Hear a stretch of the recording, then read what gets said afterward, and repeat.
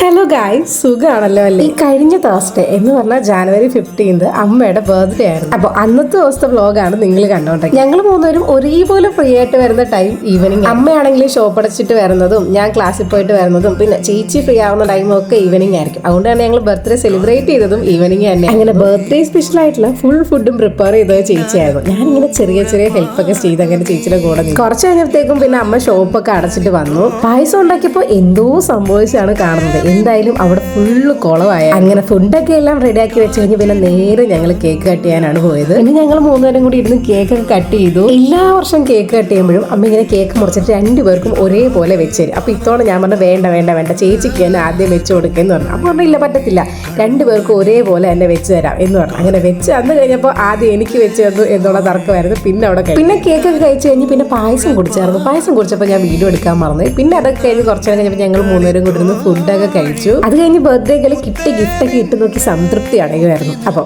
അന്നത്തെ വിശേഷങ്ങൾ അത്രയൊക്കെ ഉള്ളൂ. പുതിയ പുതിയ വിശേഷങ്ങളൊക്കെ ആയിട്ട് നമുക്ക് വീണ്ടും കാണാം. ബൈ.